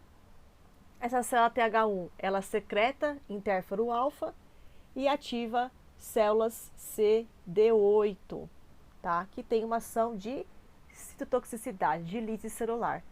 Aí essas células CD8 faz o quê? Vão lá do pâncreas, né, junto com a célula CD4. Aí enquanto as células CD4 produzem citocinas pró-inflamatórias, né, produzem interleucina 1 beta, C, TNF-alfa e interfero beta, então tendo muita inflamação aí no tecido pancreático, as células CD8 fazem a lise de células, ou seja, elas matam as células beta pancreáticas, tá? Os linfócitos Treg, né, que podem controlar a produção de TH1 e TH2, como nós falamos nas aulas, eles são suprimidos Então, eles não conseguem controlar essas células TH1, tá? Então, os linfócitos TCD4 são resistentes a essa supressão, tá? E aí, o que vai acontecer? A célula CD4 produz todas aquelas citocinas pró-inflamatórias, então fica ali inflamado o pâncreas. Macrófagos, né? Substâncias que induzem migração e estimulam vários tipos celulares e segregam radicais livres tóxicos para as células beta, então você vai ativar ali também produção de macrófago. Linfócitos B produzem autoanticorpos contra a célula beta e após reconhecimento do autoantígeno pancreático ligado à molécula HL1, que é uma das variantes que vem da MHC de classe 1, realiza a destruição das células beta, ou seja, acaba morrendo a célula pancreática. Né? Então, além de eu ter uma ativação de citocinas pró-inflamatórias vinda pela CD4, ainda tenho sinalização de macrófago para poder eliminar as células beta pancreáticas. Eu tenho ativação de linfócito B produzindo autoanticorpos contra a célula beta pancreática. E ainda a célula CD8 vai lá e, pela ação de citotoxicidade, faz lise e mata essas células beta pancreática, né? E aí, por isso que acontece que esses pacientes, né, por ter morte das células beta pancreáticas e ter uma inflamação muito exacerbada, isso vai afetar, né, a parte endócrina, né, do pâncreas, que é de produzir insulina. Então, por isso que o paciente fica dependente de insulina e é uma doença crônica, né? Então, ele toma insulina ali para controlar, mas é uma doença crônica que pode se estender ainda mais essa lesão, tá bom? Aqui só mostrando com relação à liberação de citocinas pró-inflamatórias, que foi interfero alfa, né? Cativa essas células, então por isso tem um processo inflamatório exacerbado. E além disso, aquela parte que eu falei para vocês, o linfócito B, produz autoanticorpos contra as células beta. Quais tipos de autoanticorpos? Autoanticorpos anti-insulina, por isso que o paciente não consegue produzir insulina. Produz antiácido glutâmico descarboxilase, que é a AGAT, e também produz anticélulas dos iléus, que reconhece receptores de membrana do tipo PTP das células beta. Ele produz vários tipos de autoanticorpos, tá bom? Anti-GAD, anti-insulina e anticélulas de ilhotas pancreáticas, tá? Como que eu posso precisar dos autoanticorpos? Posso fazer também a imunofluorescência, posso fazer teste de ELISA, posso fazer o RIA e também posso fazer o Western blot, que a gente vai ter na semana que vem essa aula, tá bom? A imunofluorescência indireta é aquilo que eu falei para vocês, sempre, o princípio. Eu tenho uma placa lá, uma lâmina com antígeno incorporado, então geralmente utiliza aqui células pancreáticas de camundongo, ou de rato, ou de coelho, tá bom? Introduz nessa lâmina o soro do paciente, que ele vai ter esses autoanticorpos, aqui no caso o AC1, ele colocou como um exemplo. Esse autoanticorpo, se realmente, né, ele é contra esse antígeno, ele vai fazer um reconhecimento antigênico, daí faz incubação e lavagem da placa e adiciona o segundo anticorpo marcado com o fluorocromo, para poder emitir a fluorescência, tá? Se realmente tiver reconhecimento antigênico aqui, esse anticorpo marcado com fluorocromo vai reconhecer isso aqui e emitir a fluorescência. Se não tiver, não emite, tá? Incuba, lava essa plaquinha e faz análise por microscopia de fluorescência. Eu falo plaquinha porque tem kits que você pode utilizar a lâmina e tem kits que tem plaquinha, que são a placa de 4 poços, de 16 poços, depende aí da marca que você vai utilizar para você fazer essas marcações. E aqui são os diversos tipos de autoanticorpos que são produzidos, que os linfócitos B produzem. Então, DM1, esse anti-insulina IAA, GAD65, IA2, 2NT8 e esse também que é o ICA, que é anticélulas contra as ilhotas pancreáticas, tá? Aqui mostrando uma marcação de imunofluorescência indireta de um corte de pâncreas humano, tá vendo? Saudável, corado com o soro de um paciente com diabetes mellitus tipo 1. Então, ele emite essa fluorescência aqui. Aqui mostrando presença de anticorpos que é esse daqui, né, que eu falei para vocês, o ICA, tá vendo? Presença de anticorpos ICA nas ilhotas de Langerhans, tá vendo? Então, você vê que tem a fluorescência, então, realmente, o paciente é diabético aí, diabetes autoimune tipo 1. Aqui mostrando também, ó, anticorpos Anti-ilhéus de Langerhans, então a fluorescência no citoplasma, olha quanta marcação que tem, tá vendo? Aqui também, ó, presença de anticorpos anti-ilhéus de Langerhans, também no pâncreas, em 40 vezes. Observa-se a fluorescência no citoplasma das células de ilhéu, tá vendo? Então, olha quanta fluorescência tem aqui. Fora esses daqui, né, ó, que estão para fora e vão começar a ir contra as células pancreáticas, né? Tá vendo? Então, você consegue fazer isso utilizando, né, cortes de pâncreas humano, de coelho, de camundongo, o que for, que consiga ter esse reconhecimento antigênico. Então, por isso que é importante que esses cortes tenham que ser muito bem delineados, bem conservados, senão você não vai conseguir ver a fluorescência e fazer as marcações, né, com o soro do paciente junto com o fluorocromo, tá bom? Hepatite autoimune, né? Aqui a gente já tinha falado bastante de hepatite, né, numa aula que a gente teve, então nós falamos que tinha as hepatites de vários tipos de caráter viral, mas o que acontece é que quando faz, né, os exames de ELISA para detectar todos os tipos de hepatite viral, todos dão negativo. Aí o médico associa que pode ser uma hepatite autoimune, porque o paciente está tendo lesão no fígado, ele tem sintomas igualzinhos de um paciente hepático viral, mas não é por caráter viral, é porque tem hepatite autoimune, ele produz autoanticorpos contra o fígado, tá? Excluiu, paciente também tem alteração na bilirrubina, a mesma coisa, somente TGP, tudo mais, tá? E tem que se fazer esses tipos aqui de marcações para poder fechar o diagnóstico de hepatite autoimune. Então, tá vendo? Faz o ANA, o anticorpo antinúcleo, tá vendo? Que a gente já falou, que é o FAN-ANA. Também o AML, que é o antimúsculo liso, anti-SLA, tá vendo? Antígeno solúvel hepático do fígado. O PEANCA, tá vendo? Como eu falei para vocês, o PEANCA também pode ser utilizado não só para essas doenças de granulomatose de Wernicke, mas também pode ser hepatite autoimune, que se tiver marcação de PEANCA, que é do citoplasma, mais perinuclear, ele também pode ser por caráter de hepatite autoimune. Aqui mostrando mais a parte do estômago, por quê? Porque tá vendo? Que eu falei para vocês aqui do AML antimúsculo liso, né? Porque aqui no caso, o que você queria esse anticorpo antimúsculo liso? Nada mais é de que esses autoanticorpos eles atacam contra a actina, né? Esses antimúsculo liso. Então, quando eles atacam esse antimúsculo liso, ele é encontrado não somente no fígado, mas também encontra no estômago e no rim, né?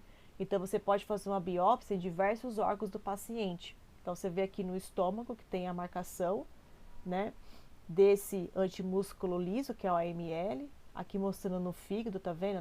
Na veia centrotubular, toda essa marcação aqui é de antimúsculo liso, principalmente aqui no meinho. Tem uma marcação bem mais exacerbada. E aqui no espaço porta, da veia porta, né, que tem toda a passagem, né, de substância, porque é importante ter essa veia porta quando o paciente está muito inflamado, tem essa hepatite C, afeta a veia porta do paciente, né?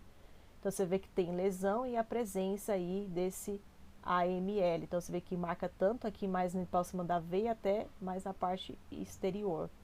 Tá vendo? Aqui na área da artéria, marcando também o AML. A parte aqui do canal tem um pouquinho de marcação, mas você vê que aqui tem muito mais, né? E aqui na veia porta. Tá vendo? Tudo por biópsia, tá bom? Aqui no fígado também, ó. Você consegue ver também, ó. Essa parte é a mesma coisa, a mesma figura, mas ampliando, né? Que é essa parte aqui da artéria, é esse daqui. Então, você vê aqui a marcação, né? Também do AML. E aquela parte do C, que é o canal aqui, ó. Maiorzinho. Também você vê a marcação desse AML.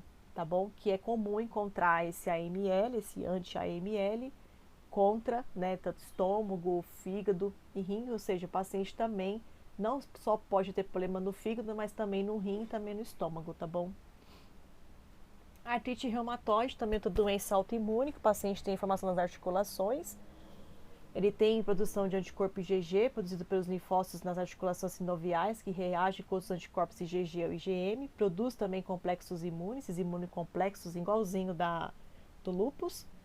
Ativação do sistema complemento e destruição tecidual, tá? Do fator reumatoide, nós já falamos um pouquinho nas outras aulas, De fato, pode-se utilizar aqui o teste de aglutinação, que ele é bem específico aqui para fator reumatoide. Também só pode ser utilizada a nefolometria para ver a quantidade de fator reumatoide que o paciente carrega no plasma sanguíneo. Resultados até 1 para 20 de titulação, 1 para 80 da artrite reumatoide, e um tipo de anticorpo que pode ser analisado é o anti-KU, que é um tipo de autoanticorpo que o paciente com artrite reumatoide pode produzir também. Aqui mostrando, né, esse anticorpo anti-KU, né, nessas células REP. Então você vê que o padrão de fluorescência nuclear é homogêneo granular denso com nucleolos positivos. Né? E por que tem esse tipo de alteração? Devido à presença do anticorpos anti-KU, tá? Que pode ser muito encontrado em pacientes com artrite reumatoide, tá bom? Aqui mostrando também de novo do anti-KU, tá? Mas lembre que também pode encontrar o SSI-ROA, né? Também pode encontrar. Mas o KU, de fato, ele é bem expresso em uma grande porcentagem de pacientes que têm artrite reumatoide, tá vendo? Anti-KU. Beleza, pessoal? Bom, por hoje é isso. Vou disponibilizar para vocês a aula, tá? Vou passar também uma atividade novamente para que vocês possam me entregar na próxima quarta. Tento sempre entregar as atividades, pessoal, que todas as atividades que vocês fizerem vale ponto, tá bom? Dessa aula anterior eu não vou corrigir atividade, não passei vídeo para corrigir atividade, porque eu pedi para vocês um resumo, então vai ser mais pessoal aí cada um de vocês, então depois eu vou ler com calma, tá bom? E passo feedback. Beleza? Obrigada e boa noite.